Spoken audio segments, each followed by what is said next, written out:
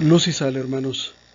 Pues con gran alegría estamos iniciando esta primera clase de nuestro segundo grado de escuela de pastoral. Como siempre lo hacemos poniéndonos en las manos de Dios, pidiéndole que nos envíe su Espíritu Santo para que ilumine nuestras mentes, abra nuestros corazones y nos ayude a entender, a asimilar y a hacer vida aquello que Dios nuestro Señor nos quiere transmitir por medio de su sagrada, de su bendita palabra. En el nombre del Padre, del Hijo y del Espíritu Santo. Amén. Nuestro curso de segundo grado de Escuela de Pastoral es un curso de eclesiología y santificación. Vamos a comenzar con la primera parte del curso que se titula ¿Qué es la Iglesia? Quiero comenzar definiendo primero lo que significa la palabra eclesiología. Es el estudio de la iglesia, ¿sí? Y santificación. ¿Qué es la santificación? Es el proceso por medio del cual nos hacemos santos. La santidad es la esencia de Dios. Cristo es nuestro modelo. Nosotros debemos parecernos a Cristo. Ya sabemos que nunca vamos a ser tan santos como Cristo, pero la santidad del cristiano consiste precisamente en luchar por aproximarse cada vez más a su ideal. Luego, para que nosotros alcanzáramos la santificación, nuestro Señor Jesucristo no se limitó a pedirnos que fuéramos santos y ya, sino que nos dejó una serie de recursos para que alcanzáramos la santidad. Eclesiología. ¿Por qué es importante estudiar la eclesiología? Porque en nuestros días la mayor parte de las herejías tienen que ver precisamente con lo que es la iglesia.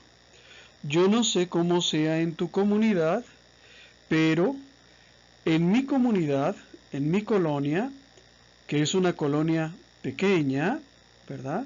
Se recorre caminando en unos minutos. Tenemos 8 iglesias protestantes, una iglesia o un templo católico, y cada día tenemos más iglesias. Se dice que va a llegar un día en que vamos a tener una secta frente a otra secta. Luego, se hace por eso particularmente importante en nuestro tiempo que estudiemos a la iglesia, lo que es la iglesia. No es un tema menor ni es un tema carente de importancia.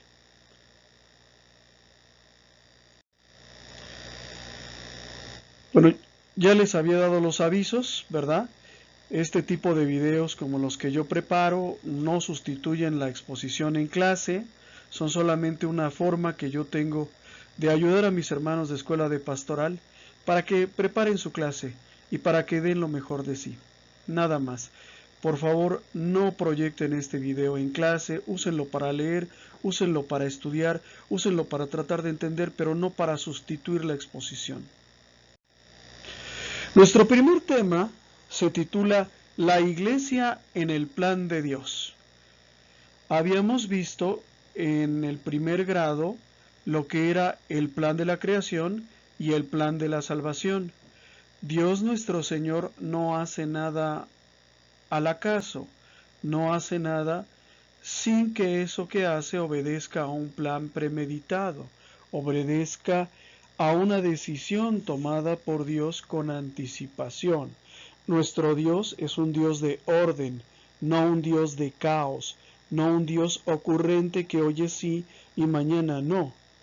¿Sí se entiende? Entonces, la iglesia se inserta en el plan de la salvación como se inserta el sacrificio de Cristo en la cruz, como se inserta la participación de la Santísima Virgen María, pues también la iglesia se inserta. Si ustedes son observadores, por ejemplo, en el credo, que es la oración que contiene, resumida en unos 12 artículos más o menos, no me acuerdo bien del número, El credo contiene resumida toda nuestra fe y nos habla de lo que creemos, del Padre, del Hijo, del Espíritu Santo, de los sacramentos, particularmente del bautismo, y de la Iglesia. También nos habla, por supuesto, de la escatología, de lo que sucederá al final de los tiempos, ¿verdad?, con la segunda venida de Cristo. Pero lo que yo quiero que ustedes observen en el credo niceno-constantinopolitano es que se le da importancia al tema de la Iglesia. ¿Sí? No es un tema menor. No se habla en el credo de los ángeles, por ejemplo, pero sí se habla de la Iglesia. No se habla en el credo, por ejemplo, de hacer obras de caridad, que es muy importante, ¿sí? Pero sí se habla de la Iglesia. Entonces, la Iglesia forma parte del plan de Dios para salvar a la humanidad, y eso es lo que vamos a ver en esta primera clase. En esta lámina aparece una pregunta: ¿quién eres tú? ¿Por qué les pregunto yo quién eres tú? Porque hablar de la Iglesia es hablar de nosotros. Hablar de la historia de la Iglesia es hablar de nuestra historia, de la historia tuya y mía como pueblo que somos. ¿Qué pueblo? ¿México? ¿Estados Unidos? No, como pueblo de Dios que somos tú y yo. Luego, el propósito de este curso, eso ya se los había yo anticipado, pues es que nosotros cobremos conciencia de quiénes somos. Estamos hablando de la Iglesia, pero no de cualquier iglesia, no una de las miles de sectas que existen. Estamos hablando de la Iglesia que Cristo fundó, la Iglesia a la que tú y yo nos gloriamos en pertenecer. Yo estoy orgulloso y feliz de ser católico y no pierdo la oportunidad para proclamar la santidad de la Iglesia, incluso aún en casos en que muchos se ríen y muchos escuchan estas frases o esta proclamación de santidad de la Iglesia, lo escuchan con cierta desconfianza, por no decir con burla. Entonces, hablar de la Iglesia es hablar de ti, hablar de mí, hablar de nosotros mismos. Antes que ser de nuestra patria, primero somos cristianos, primero somos católicos. Dios es primero que todo, primero que la patria, primero que la nación, primero que el idioma, primero que las costumbres, primero que todo. ¿Sí? Entonces, ojo con lo que vamos a hablar. Vamos a hablar de un pueblo, pero no cualquier pueblo. Un pueblo que se encuentra disperso en medio de los otros pueblos. Y a ese pueblo perteneces tú y pertenezco yo. Ese pueblo es la Iglesia, nuestro pueblo, nosotros. Antecedentes.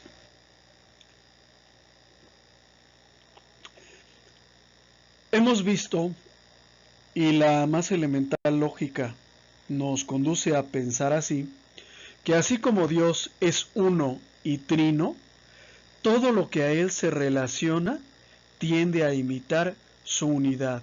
Como les decía hace un momento, nuestro Dios es unidad.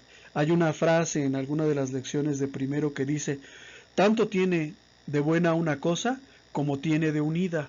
Lo que no está unido no es bueno. Una familia que no está unida no es una familia sana. Una nación que no está unida no es una nación fuerte.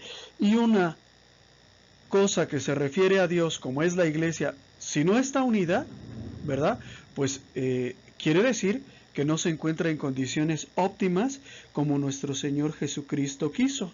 Jesús solo fundó una iglesia, Mateo 16:18. Tú eres Pedro, y sobre esta piedra edificaré mi iglesia, no mis miles de iglesias, o no que cada quien se haga su propia iglesia. Dios es unidad en la diversidad, y todo lo que es de Dios tiende a la unidad. Una sola iglesia, un solo bautismo, una sola Biblia, un solo Papa, una sola cabeza que es Jesús. ¿Sí? Entonces, todo lo que es de Dios tiende a la unidad. Habíamos hablado, y esto lo acabo de comentar hace un momento, pero bueno, vale la pena repetirlo.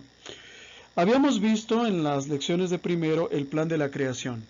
¿Qué es el plan de la creación o en qué consistió el plan de la creación? Dios creó al hombre a su imagen y semejanza. Lo creó por amor, es decir, por el deseo de Dios de darse, y para el amor, para que nos diéramos nosotros. Por eso nos creó hombre y mujer, por eso nos hizo complementarios entre todos nosotros. Dios nos creó para que le busquemos, le conozcamos y le amemos. O sea, Dios nos creó para Él, porque no hay nada más elevado que Dios. Entonces la finalidad del hombre no puede estar en sí mismo, sino que tiene que estar en Dios. El hombre es en la creación, habíamos dicho en primer grado, el hombre es en la creación algo así como el director de un inmenso coro universal de adoración al Creador. Este era a grandes rasgos, me faltan por ahí algunos elementos, pero a grandes rasgos este era el plan de la creación. El plan de la creación, habíamos visto, se trastocó, se echó a perder debido al pecado original que leemos en Génesis 3 y debido a los pecados que nosotros, los hombres, cometemos de continuo. ¿Sí? Entonces había un plan muy bueno, el plan de que nosotros íbamos a adorar a Dios y que por medio del hombre o dirigidos por el hombre, pues Dios iba a ser adorado por la creación entera. Ya estaba en el plan de la creación que Jesús habría de venir al mundo, pero el pecado original hace que haya un cambio, por decirlo así, y ahora el Hijo de Dios tenga que padecer para recuperar, para rescatar a una humanidad perdida y esclavizada por el pecado. Pero de cualquier manera, Dios sigue, ¿verdad?, por medio de Cristo, caminando al frente de la humanidad entera, guiándonos a todos de regreso a la casa del Padre. Esto último es lo que llamamos el plan de la salvación. Los hombres regresan a la casa del Padre encabezados por Cristo. Cristo que en la cruz paga para que seamos liberados de la esclavitud del pecado.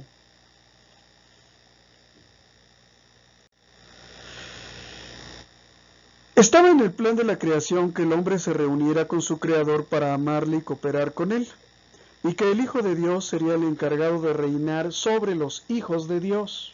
Observen cómo Hijo de Dios está escrito con mayúscula, se refiere a Jesús, y observen cómo hijos de Dios está escrito con minúsculas, se refiere a ti y a mí, a nosotros.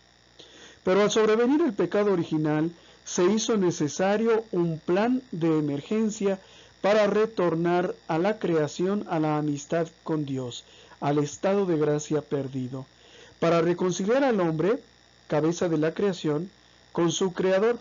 Para reconciliar al hombre con su Creador, el Hijo de Dios habría de padecer y morir en la cruz. Para realizar la salvación de los hombres, el Hijo de Dios fundó una iglesia. Mateo 16, 18, 19. Pero no solo fundó una iglesia, también instituyó un culto que es el que llamamos la Eucaristía. Marcos capítulo 14 versículos 22 al 25, Lucas capítulo 22 versículos 19 y 20 y Primera de Corintios capítulos del 23 al 26. Además de fundar una iglesia e instituir un culto, Cristo dotó a su iglesia de los medios de santificación que son los sacramentos.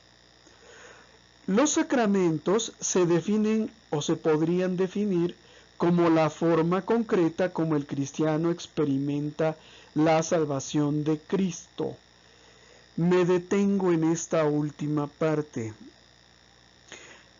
Los católicos que no conocen su fe están acostumbrados a ver a los sacramentos como tradiciones o como rituales externos, ¿verdad? Cuando yo nací, mis papás me bautizaron, tú eres mi hijo y yo te llevo a bautizar. No tengo ni la más remota idea de lo que aquello signifique, pero te llevo a bautizar porque es una tradición, es una costumbre, porque es necesario para esto o para aquello. Sin embargo, los sacramentos no son ni tradiciones, ni costumbres, ni normas de la iglesia, ni cosas por el estilo. Los sacramentos son la forma como Cristo continúa dispensando sus gracias entre nosotros los cristianos. Cristo continúa salvándonos por medio de los sacramentos que imparte la Santa Madre Iglesia Católica.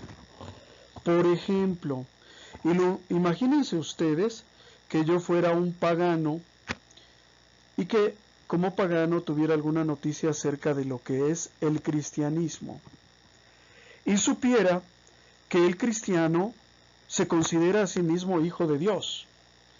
Y entonces yo vengo con ustedes y les pregunto, ¿ustedes son hijos de Dios? A lo que ustedes me van a responder, sí, claro, lo somos. Mira, tenemos una oración muy bonita que dice, Padre nuestro que estás en el cielo. Y yo les digo, qué padre, nunca había oído algo como eso. Poder ser hijos de Dios. ¿Cómo le hago para ser mi hijo de Dios? A ver ustedes, cristianos, díganme, ¿cómo le hago para ser mi hijo de Dios? Pues por medio del sacramento del bautismo. Ahora bien, qué hermosa idea. Nunca hubo entre los dioses modelados por los hombres, nunca hubo uno que fuera mejor que Cristo, capaz y dispuesto a morir por nosotros en la cruz. Pero no solamente eso, es un Dios clemente y piadoso que perdona los pecados. Yo he cometido muchos pecados y he hecho muchas acciones malas en el pasado. Hermano cristiano, hermano que vas en segundo de pastoral y que ya conoces un poco de tu fe, por favor dime, ¿dónde me encuentro con la misericordia de Cristo? ¿Dónde encuentro el perdón de Cristo a todos mis pecados? Pues por medio del sacramento de la reconciliación, penitencia o perdón de los pecados, como lo quieran llamar, que es lo mismo. Reconciliación, penitencia o perdón de los pecados. ¿Sí me entienden? Entonces, ¿qué les quiero decir con todo esto? Que los sacramentos son muy importantes. Son la forma concreta, es decir, palpable, visible, como el cristiano experimenta la salvación de Cristo. Y esto solo puede ser en la Santa Iglesia Católica, que es la única que tiene la plenitud de la salvación y la única que fundó Cristo, verdad histórica. Vamos ahora a hablar un poco acerca de los medios de santificación. Los medios de santificación son los sacramentos. ¿Qué es un sacramento? Pues es un signo sensible instituido por Cristo para conferir una gracia necesaria para nuestra salvación. No es el tema en este momento, pero en la pantalla les estoy presentando una tabla con los sacramentos, las gracias que nos dan y su fundamento bíblico. Los sacramentos no son una invención de la Iglesia para mantener a la gente atada a rituales por toda la vida, como dicen algunos. No, los sacramentos fueron fundados o fueron establecidos por Cristo y tienen un fundamento bíblico. ¿Cuántos son los sacramentos? 7. 7 en la Biblia significa perfección. La Iglesia tiene en sí misma la plenitud de la salvación.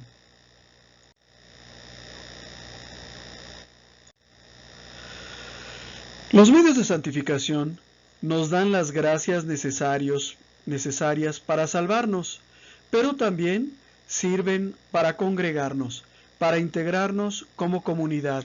Y estas dos ideas son muy importantes para entender lo que es la Iglesia. Comunidad y salvación. La Iglesia es la comunidad de los que caminan y luchan juntos por su salvación. Los medios de santificación, ¿verdad? Pues nos dan las gracias que necesitamos. Por ejemplo, el casado pues necesita gracias particulares para poder sacar adelante su vida matrimonial, para poder ser fiel, para resistir las tentaciones, para educar a los hijos. Pero estos medios de santificación, particularmente la Eucaristía, ¿verdad? Que es cuando el cristiano se une con Cristo, también tienen el efecto de congregarnos como comunidad. Cuando nosotros comemos el cuerpo de Cristo y bebemos la sangre de Cristo, nos unimos a Cristo, pero no solamente yo me uno a Cristo, también mis hermanos que están comulgando en todo el mundo se están uniendo a Cristo y todos juntos formamos una gigantesca comunidad. ¿sí? Entonces, fíjense bien, los medios de santificación, por supuesto, producen salvación, pero también producen comunidad. ¿Por qué? Porque es mucho más fácil salvarnos juntos que separados. Dice la lección, Dios quiere que nos salvemos todos. No es posible, sería yo una caricatura de cristiano si solo pensara en salvarme yo y entrar solo al cielo, olvidándome de lo que pase con ustedes. No sería un buen marido si no me importase si mi esposa se salva o no. No sería un buen padre de familia si no estuviera preocupado porque mis hijos alcanzaran su salvación en la vida eterna. Para eso somos padres también, para meter a nuestros hijos al cielo. Es decir, no puedo pensar en salvarme yo solo. Tengo que pensar en que nos tenemos que salvar todos juntos, ¿sí? Y por eso la iglesia es importante, porque todos juntos luchamos por nuestra salvación. Esa función aglutinante que tiene la vida sacramental hace que el hombre vaya evolucionando para pensar cada vez más en el nosotros y cada vez menos en el yo, para que vayamos adquiriendo un sentido cada vez más fuerte de comunidad. Ustedes no lo ven, o a lo mejor no lo perciben así, pero cuando Escuela de Pastoral los invita a ir a un retiro o a ir a una convivencia, eso es para formar comunidad. Cuando en nuestras clases hacemos un pequeño momento para tomar los alimentos y charlar, estamos formando comunidad. La comunidad es el camino de Cristo. La comunidad es Cristo. Observen, por ejemplo, cuando Jesús multiplica los panes, no les dice a cada uno de los presentes, hagan una filita por favor, pase cada quien por su pan y su pescado y váyanse a su casa. No, les dice, formen grupos de 50, formen comunidades. Observen también cuando Jesús se le aparece a Saulo de Tarso en el camino de Damasco, lo ciega y lo derriba del caballo, le dice, Saulo, Saulo, ¿por qué me persigues? No le dice, Saulo, Saulo, ¿por qué los persigues a ellos, a mis discípulos cristianos? No, dice, ¿por qué me persigues? La comunidad es Cristo. La comunidad es el camino de Cristo. ¿Que cuesta trabajo vivir en comunidad? Claro. Sobre todo los que vivimos en esta época, desde que nacemos, somos formados en el hedonismo y sobre todo en el individualismo. Estamos acostumbrados a trabajar cada quien para sí mismo, a jalar cada quien agua para su molino. Para nosotros el egoísmo es lo más natural, ¿sí? Y sin embargo la palabra de Dios nos conduce, al ir entendiendo estos medios de santificación, nos conduce a ir pensando cada vez menos en el yo, para pensar más en el nosotros. Yo te pregunto a ti, ¿qué le vas a decir a Dios el día que te pregunte por tu esposa? El día que te pregunte por tu esposo, el día que te pregunte por tus hijos. Ah, Señor, es que yo los invitaba a ir a misa, pero ellos eran rebeldes y obstinados y no querían, así que dejé de perder mi tiempo y ya no los invito a misa. Ay, Señor, mi esposa era una mujer así, asado, cabeza de piedra, nunca entendía y la dejé. ¿Y dónde está? Pues la verdad no lo sé. ¿Se entiende? Hay que ir dejando de pensar en el yo para pensar cada vez más en el nosotros. Y en la medida que vamos comprendiendo la obra salvífica de Cristo y particularmente lo que es la vida sacramental, pues vamos poco a poco entendiendo que Dios quiere que nos salvemos juntos. Vamos a comentar unos pasajes bíblicos que se comentan en la lección, pero yo los quiero comentar por separado para que lo entendamos en el contexto de los medios de santificación. En Génesis capítulo 3, versículos del 1 al 6, leemos el pecado original. Y nos dice, la serpiente, o sea, el diablo, era el más astuto de todos los animales del campo que el Señor Dios había hecho. Y dijo a la mujer, observen, el diablo, para hacer caer a la mujer, espera a que esté sola, que no esté su marido. Porque si Eva hubiera estado con su marido, probablemente su respuesta a la tentación de Satanás hubiera sido no. Entonces el diablo espera a que esté sola. El diablo utiliza para cazar almas la misma técnica que utilizan las fieras en el campo. Si ustedes ven en los videos de la naturaleza, pues hay muchos videos en donde se ve cómo atacan los leones, ¿verdad? Se lanzan sobre la manada de antílopes y el que se vaya quedando solito, el que se aleje del grupo principal, el que se divida, el que se escinda, ese es el que va a servir de alimento. Para los leones, lo mismo hace el diablo. Espera que la mujer esté sola y entonces la aborda. Así que Dios les ordenó que no comieran de ningún árbol del jardín. La mujer inteligentemente resiste la primera andanada de mentiras. La mujer le respondió: podemos comer de todos los frutos de los árboles del jardín, pero respecto del árbol que está en medio del jardín, Dios nos ha dicho, a mí y a mi marido Adán, Dios nos ha dicho, no coman de él ni lo toquen, porque de lo contrario quedarán sujetos a la muerte. La serpiente dice a la mujer que está sola y que ha entablado un diálogo con el diablo, cosa que quizás no debió haber hecho. No morirán. Dios sabe muy bien que cuando ustedes coman de ese árbol se les abrirán los ojos y serán como dioses, conocedores del bien y del mal. Cuando la mujer vio que el árbol era apetitoso para comer, agradable a la vista y deseable para adquirir discernimiento, tomó de su fruto y comió. Luego se lo dio a su marido, que estaba con ella, y él también comió. Aquí vemos cómo el diablo quiere que estemos divididos, que estemos solos, que estemos separados para poder de esa manera conducirnos a la perdición. Vamos a ver otro pasaje bíblico, Juan capítulo 17, versículos 21 al 23. Jesús va a hacer una oración por todos sus discípulos y apóstoles. Que todos sean uno, como tú, Padre, estás en mí y yo en ti. Que también ellos sean uno en nosotros, para que el mundo crea que tú me enviaste. Yo les he dado la gloria que tú me diste para que sean uno, como nosotros somos uno, yo en ellos y tú en mí, para que sean perfectamente uno, y el mundo conozca que tú me has enviado, y que yo los amé como tú me amaste. Palabra de Dios, te alabamos, Señor.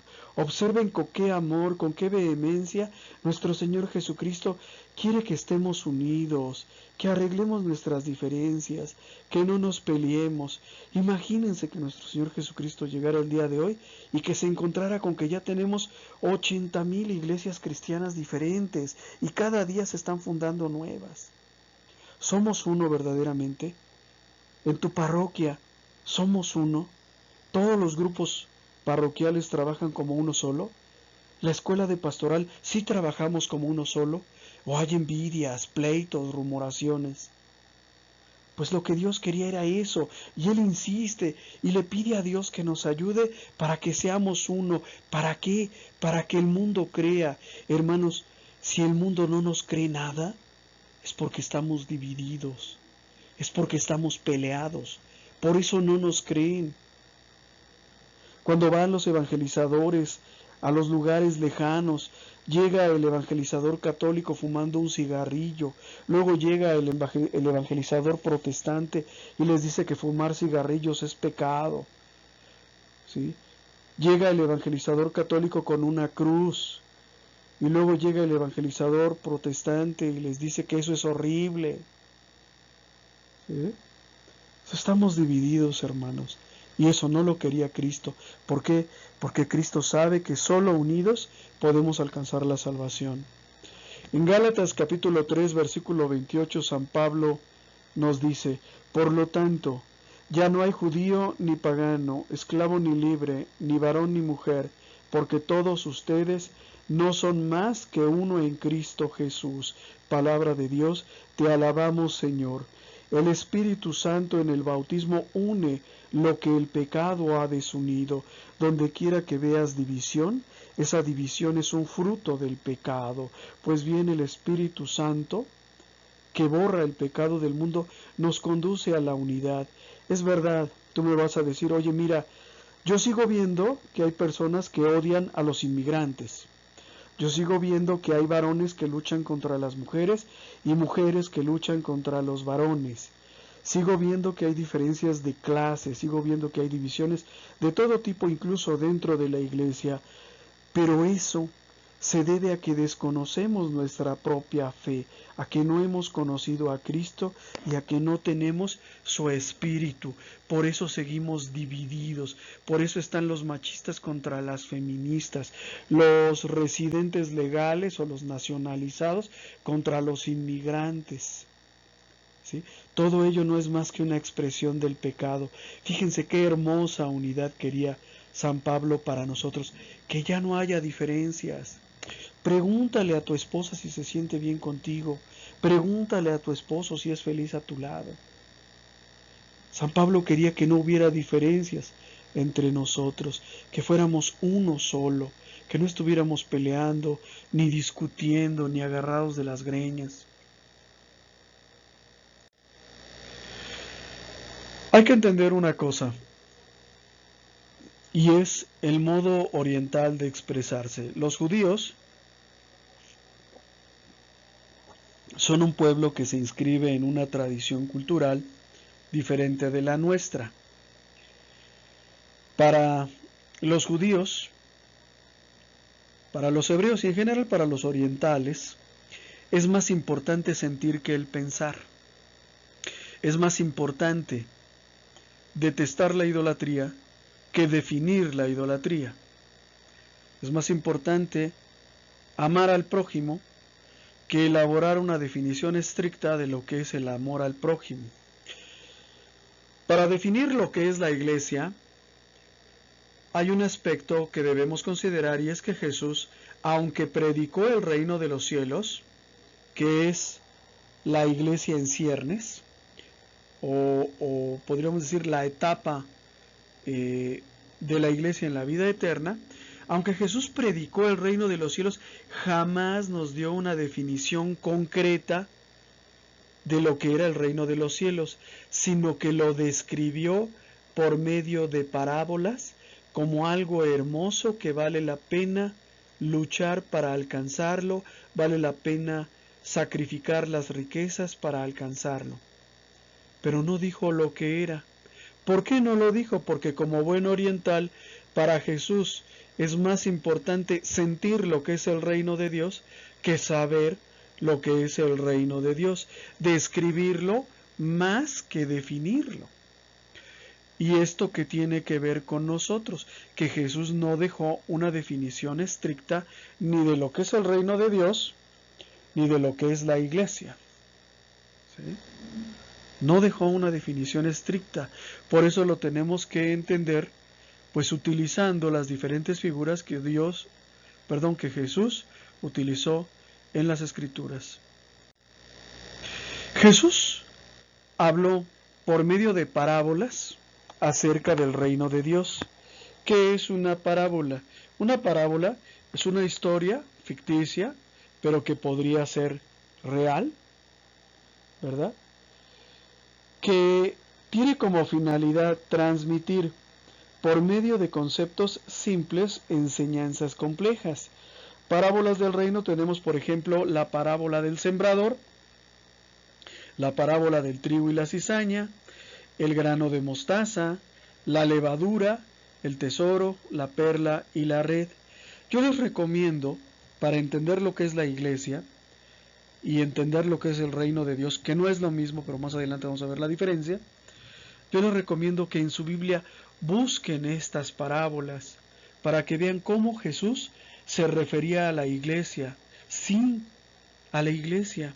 Esa iglesia católica tan maltratada, tan difamada por propios y extraños, tan ignorada, tan poco querida.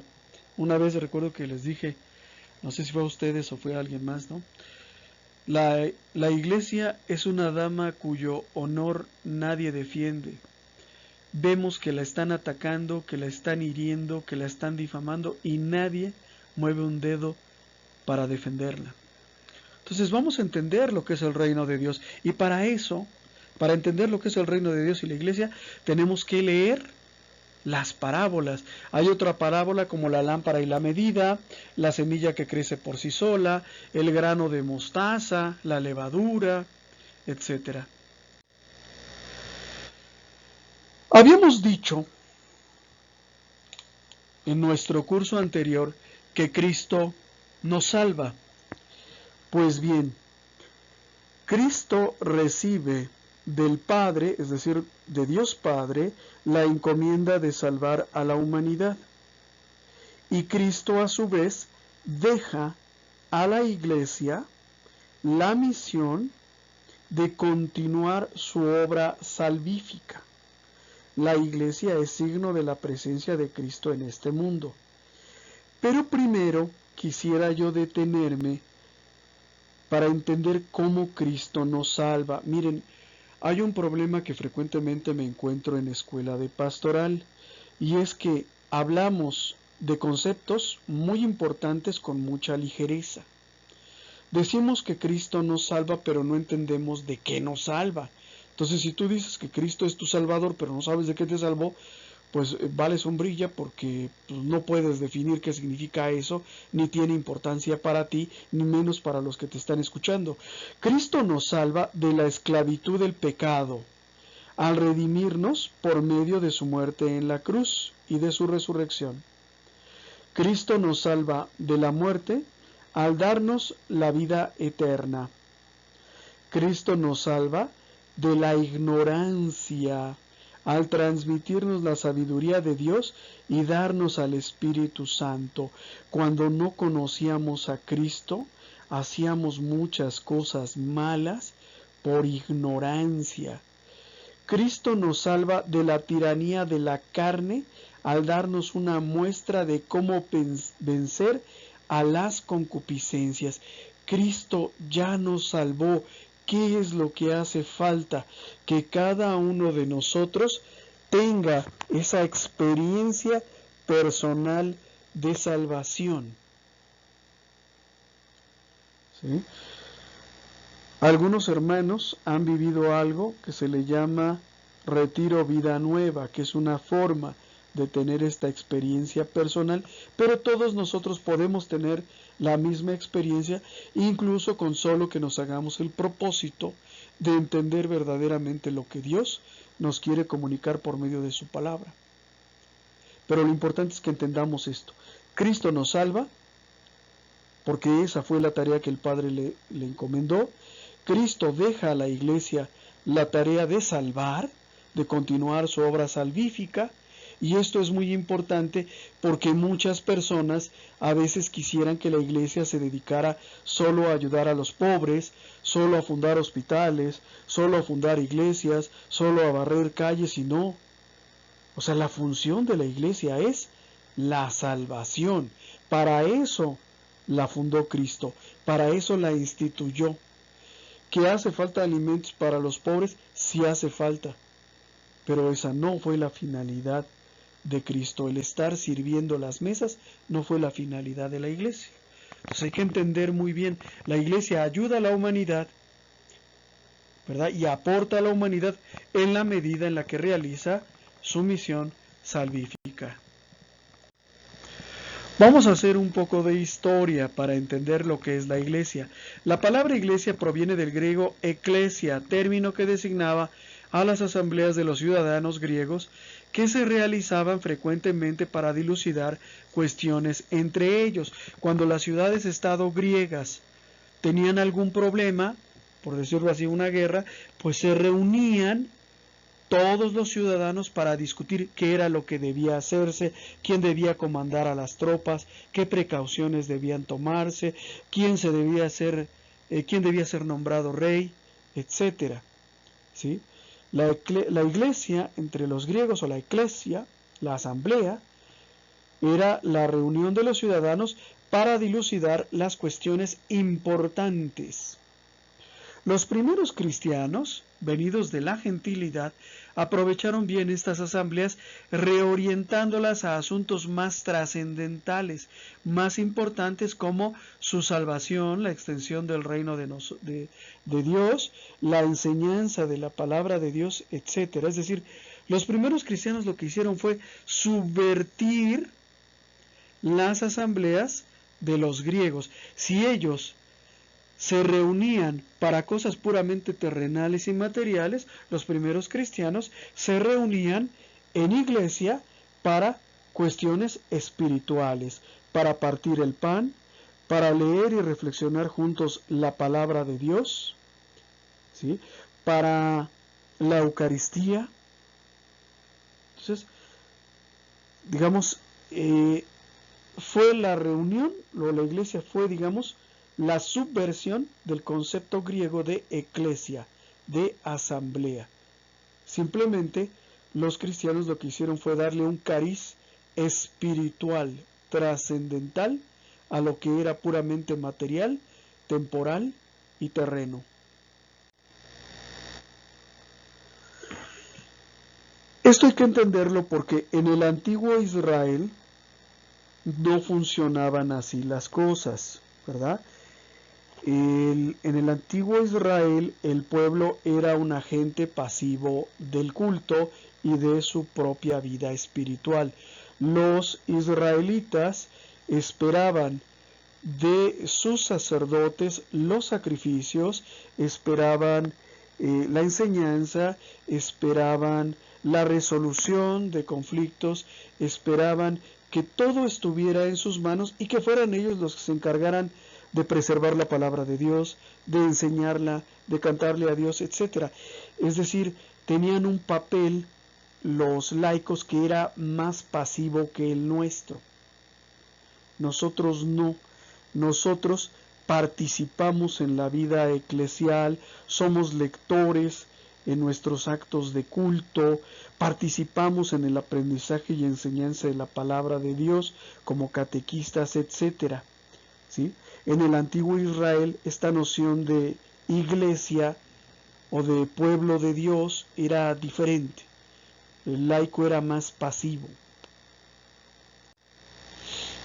Hay dos conceptos importantes para entender lo que es la iglesia. El primero es el concepto de comunidad y el segundo es el concepto de salvación.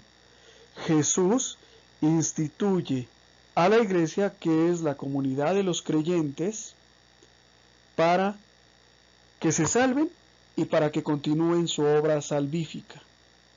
¿Ok? Comunidad más salvación da como resultado la iglesia. Son sus dos componentes, digamos, esenciales de la iglesia. El Concilio Vaticano II, realizado entre 1962 y 1965, desarrolló una doctrina de la iglesia sin establecer lo que es la iglesia. Este concepto, esta doctrina de la iglesia, está plasmada en la Constitución Dogmática sobre la Iglesia o Lumen Gentium, y este documento es el que sirve de base para nuestro curso de eclesiología. Sugerencia: busquen, ¿verdad?, la Constitución Dogmática sobre la Iglesia, o busquen el documento Lumen Gentium y pues léanlo. ¿Por qué? Porque es la base de nuestro curso. Si no tienen dinero para comprar estos documentos, están disponibles gratuitamente en la página web de la Santa Sede. Vamos a retomar esta parte de lo que es la comunidad.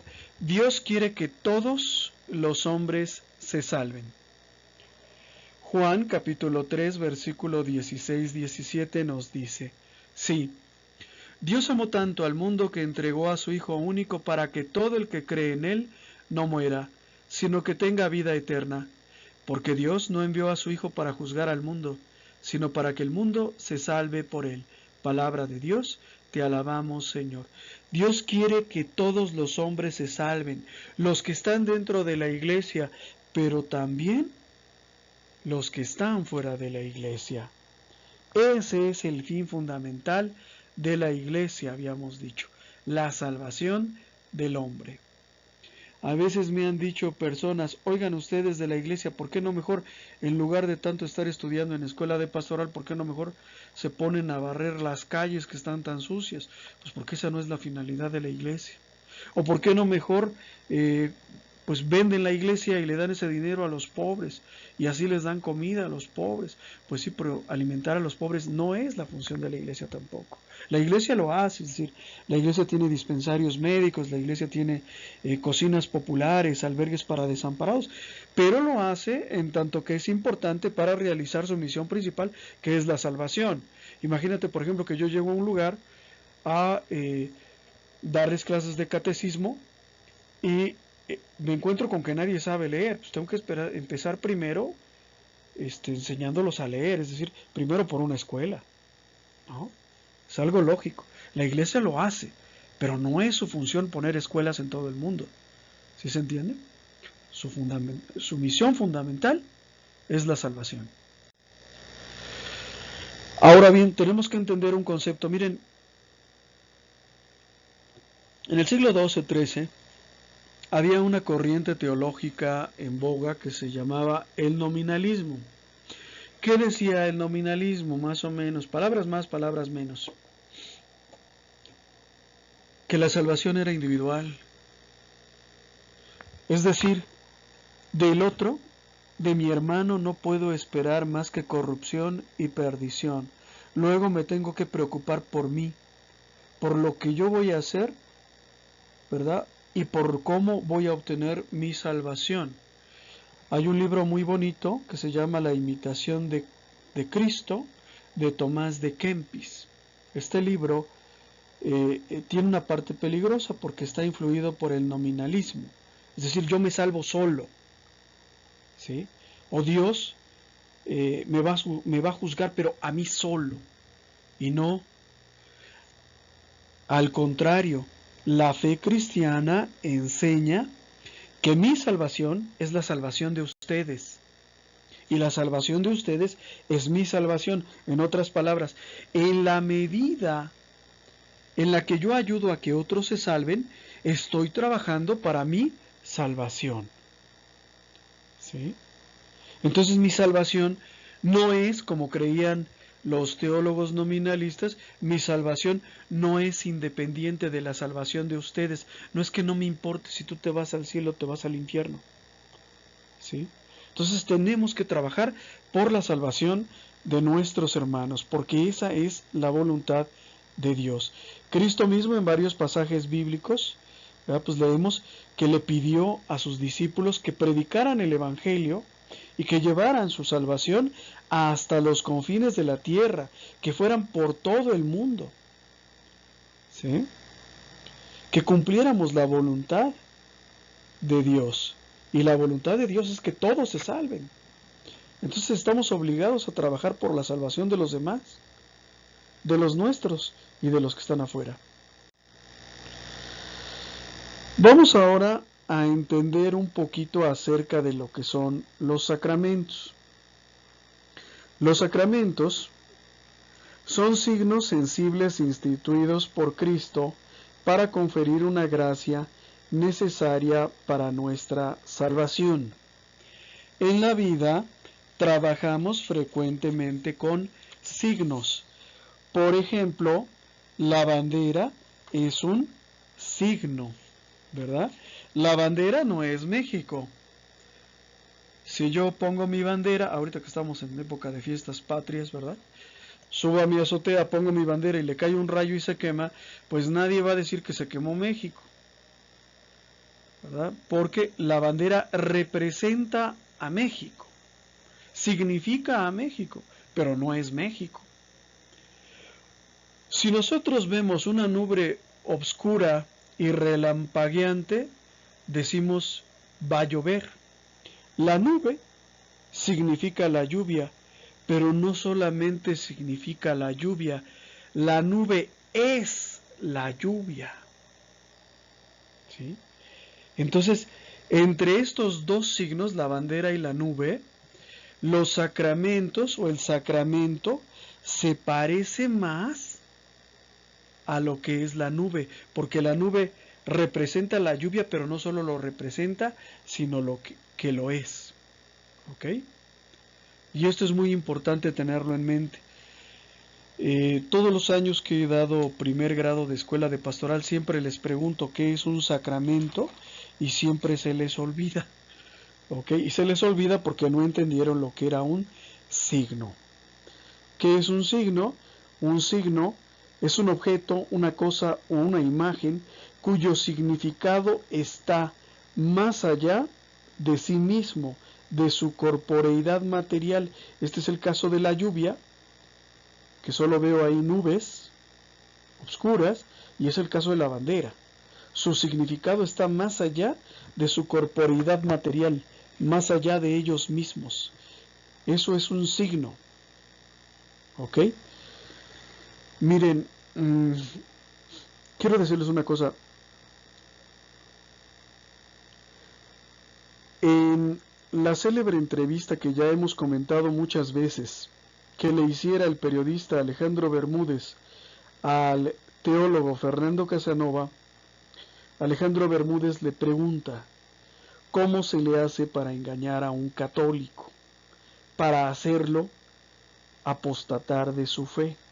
Y Fernando le explica, el secreto está en las premisas, el secreto está en los conceptos. Si al católico se le olvida lo que es un signo, si al católico se le olvida lo que es un sacramento, es más fácil engañarlo. Porque entonces alguien llega y les dice, no es cierto, Jesús nunca estableció el sacramento del orden sacerdotal, no es cierto, Jesús nunca estableció la Eucaristía, ese es un invento de la Iglesia Católica. Como ya se les olvidó, pues entonces alguien llega y se los lleva a un lugar a escuchar hermosos cantos y palabras conmovedoras y se sienten felices porque ya están adorando a Cristo. Entonces tengan mucho cuidado con los conceptos, repásenlos, relean su lección, subrayen sus conceptos, no los olviden, recuérdenlos de vez en cuando. Si das la clase, pregúntales nuevamente, a ver, ¿qué es un signo? Un signo es todo aquello cuyo significado está más allá de su materialidad o de sí mismo. La iglesia, por ejemplo, es un signo, es una señal de la presencia de Cristo. La iglesia no es Cristo, pero la iglesia es un claro indicativo de que Cristo está en medio de nosotros. ¿Sí? Porque la iglesia continúa la obra salvífica de Cristo. Es un signo de la presencia de Cristo. Miren, cuando yo, eso ya se los había dicho antes, pero lo recuerdo en este momento. En mis tiempos de rebeldía, en mis tiempos de ateísmo, yo atacaba mucho a la Iglesia Católica y nunca se me ocurrió atacar a una secta protestante. Nunca. ¿Saben por qué? Porque todos los enemigos de Cristo están plenamente conscientes de que si lo que tú quieres es destruir la obra salvífica de Cristo, tienes que atacar a la Iglesia Católica. De nada te sirve atacar a los cristianos, mal llamados cristianos, deberían ser protestantes, a los evangélicos, a los pentecostales, a los bautistas, a los presbiterianos. Atacar a los presbiterianos no te sirve de nada si lo que tú quieres es atacar a Cristo. ¿Por qué? Porque la iglesia es signo de la presencia de Cristo en el mundo. Sí, con errores, con dificultades, pero la iglesia es signo de la presencia de Cristo. ¿Por qué es signo de la presencia de Cristo? Porque la iglesia se propone la salvación del hombre. Porque además tiende a reunir a la humanidad en una sola familia universal, en una comunidad. No se hubiera podido hacer la Primera y Segunda Guerras Mundiales si no se hubiera conseguido debilitar primero a la iglesia, después de la Revolución Francesa y después de los frecuentes ataques de la Eucaristía a la iglesia. Si no se hubiera conseguido debilitar a la iglesia, la Segunda Guerra Mundial nunca se hubiera dado. Católicos matando católicos, eso no hubiera podido ser. ¿Por qué fue? Porque la iglesia ya estaba lo suficientemente debilitada. La iglesia produce comunidad y los enemigos de Cristo saben muy bien esto. La iglesia produce salvación y los que trabajan en el proyecto de Satanás, los impíos, los comunistas, los masones, saben muy bien esto. Y por último, la iglesia produce unidad. Al igual que Cristo produce unidad. Cristo iba recorriendo los caminos, los pueblos y las aldeas porque quería que todos sus discípulos fueran uno, porque nos iba reuniendo a todos en torno a Él. La iglesia produce unidad. El Espíritu Santo produce unidad. El bautismo produce unidad. La iglesia es signo de la presencia de Cristo. La vida en la iglesia produce unidad. ¿Cómo? Bueno, Cristo está en el Padre en el Hijo, y los dos están unidos por medio del Espíritu Santo, que es el amor que se tienen el uno al otro. Cristo está en la Santísima Trinidad. Cuando nosotros, en el sacramento de la Eucaristía, nos unimos a Cristo, en cierto sentido, nos estamos uniendo a la Trinidad. Pero, al mismo tiempo, nos estamos uniendo entre nosotros como comunidad. Luego, la vida en la iglesia, particularmente la vida sacramental, debería yo de aclarar aquí, la vida sacramental que se da en la iglesia produce la unidad. Juan 14:20 nos dice Jesús: aquel día comprenderán que yo estoy en mi Padre y que ustedes están en mí y yo en ustedes. Gálatas 2:20 nos dice: ya no vivo yo, sino que Cristo vive en mí. La vida que sigo viviendo en la carne la vivo en la fe en el Hijo de Dios, que me amó y se entregó por mí. Juan capítulo 14 versículos del 15 al 17 dice: si ustedes me aman, condicionante, cumplirán mis mandamientos. Y yo rogaré al Padre, y Él les dará otro Paráclito para que esté siempre con ustedes, el Espíritu de la verdad, a quien el mundo no puede recibir porque no lo ve ni conoce. Ustedes en cambio lo conocen porque Él permanece con ustedes y estará con ustedes. Observen cómo el hombre se va haciendo parte de la Santísima Trinidad, pero hay una condición. La condición es amar a Cristo. ¿Y quiénes aman a Cristo? Los que cumplen sus mandamientos. Ahora vamos a ver un poco la acción de la Santísima Trinidad en la Iglesia. Habíamos visto en la lección número 12, la Santísima Trinidad, que aunque nosotros los hombres acostumbramos a adjudicarle ciertas acciones a cada una de las personas de la Santísima Trinidad, en realidad las tres personas obran de común acuerdo y las tres personas están presentes en toda la obra salvadora y santificadora. Pero bueno, nosotros acostumbramos a atribuirle al Padre la iniciativa de nuestra salvación. El Padre decide enviar a su Hijo amado para que nos salve. El Padre nos elige desde la eternidad para ser salvados. Él nos elige. Todavía falta que yo me lo crea, ¿verdad? Porque yo podría no creerle. Es más fácil creer en Cristo que creerle a Cristo. ¿Tú crees que tú viniste por tu propia voluntad a escuela de pastoral? ¿Crees que fue tu propia inteligencia o tus razonamientos los que te trajeron a escuela de pastoral? No, tú no elegiste venir a escuela de pastoral. Dios te eligió a ti. Dice Jesús: ustedes no me eligieron a mí, yo los elegí a ustedes. Dios nos eligió para que fuéramos sus hijos por adopción en Cristo Jesús. Entonces den gloria a Dios y paguen al amor con amor. Él los eligió a ustedes para que fueran sus hijos. No nos lo merecíamos, ¿eh? No teníamos ningún merecimiento. ¿Por qué lo hizo? ¿Por qué nos salvó? ¿Por qué nos llamó? Pues por amor. Al Hijo, es decir, a Jesús, ¿verdad?, le atribuimos la fundación y santificación de la Iglesia. Él es el que reúne a todos los que aceptan el mensaje de salvación. El Espíritu Santo en la Iglesia actúa como un guía, como santificador, como un maestro que instruye e ilumina, y como garantía y prenda de la gloria futura.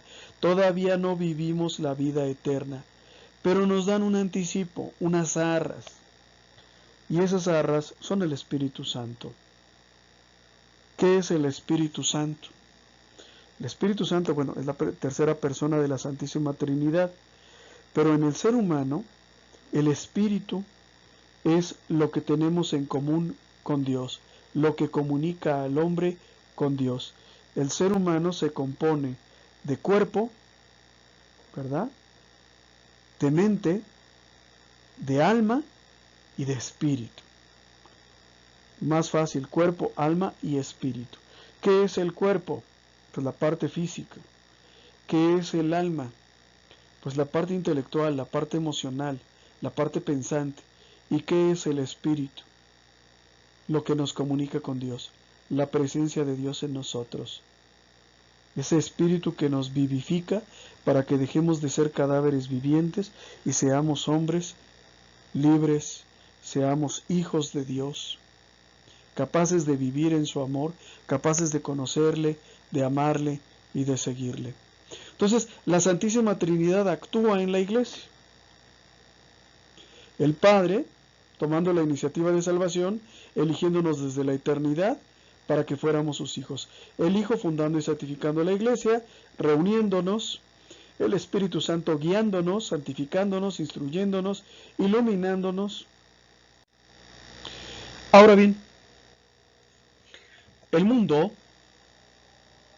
no pudo fácilmente entender lo que era el reino de Dios. En las Escrituras leemos que Jesús predicaba el reino de Dios, pero que las personas esperaban a un reino diferente, esperaban un reino poderoso, ¿verdad? Y esperaban a un rey pues igualmente poderoso. Hubo un choque de expectativas. Los hebreos, los israelitas, esperaban a un caudillo. O sea, sí esperaban a un salvador, y lo siguen esperando, que sería un caudillo, un rey poderoso, capaz de expulsar a los romanos, capaz de restablecer a la nación israelita. Sin embargo, ¿qué fue lo que se encontraron? Lo que se encontraron fue un hombre solo, pobre, desarmado, predicando el amor y el arrepentimiento, con apenas unos pocos seguidores, ninguno de ellos brillante, ¿verdad? Entonces hubo un choque de expectativas que impidió, digamos, que los hebreos conocieran al Mesías, pero también que entendieran a la iglesia, ¿no? ¿Por qué? Porque Jesús hablaba de un reino y las personas pues pensaban en una corte, pensaban en tesoros, pensaban en un ejército, pensaban en muchas cosas, pero no fue esto lo que se encontraron. Entonces tenemos que entender el reino de Dios tal y como Jesús lo entendía, no como lo podríamos entender nosotros ahorita. El reino de Dios es un reino muy particular. Su extensión no se mide en kilómetros cuadrados, sino en la cantidad de hombres, y esto ya habíamos visto que incluye a las mujeres, en la cantidad de hombres que lo aceptan. Nosotros somos los que estamos, no somos nosotros los que nos vamos a vivir el reino, sino que es el reino el que viene a instalarse en nosotros. Si yo me quiero hacer canadiense, tengo que irme a vivir a Canadá. Bueno, pues el reino de Dios viene a mí, no tengo que ir yo a él. Un reino se construye en cada uno de nosotros por medio de la conversión. Es un reino espiritual, un reino que comienza a gestarse en el corazón del hombre por medio de la conversión. ¿Y qué es la conversión? Romanos 12:2. Cambien de forma de pensar para que cambien de forma de vivir. La conversión es dejar de actuar como actúan los demás, dejar de pensar como piensan los demás y ceñirme a lo que Dios, mi Salvador, me enseña. Este reino, el reino de Dios, ha aparecido en el mundo, es la iglesia que nace y habrá de prolongarse hasta la vida eterna. La iglesia se podría decir que es la etapa terrenal del reino de Dios, pero el reino de Dios solo lo viviremos en plenitud en la vida eterna, ¿sí? Aquí comienza por medio de la iglesia, aquí están revueltos la cizaña y el trigo, pero en la vida eterna, ¿sí?, en ese reino de Dios, ya no estarán revueltos la cizaña y el trigo. Conclusión y al mismo tiempo resolución. Nos ponemos todos de pie y decimos a una sola voz: Señor, venga a mí tu reino, que es tu iglesia. Haz que yo sea capaz de dejarme confortar en ella, servir y vivir en ella. Muchas gracias, hermanos, por su atención. Espero que les sirva esta lección y nos vemos la próxima semana. Que Dios los bendiga.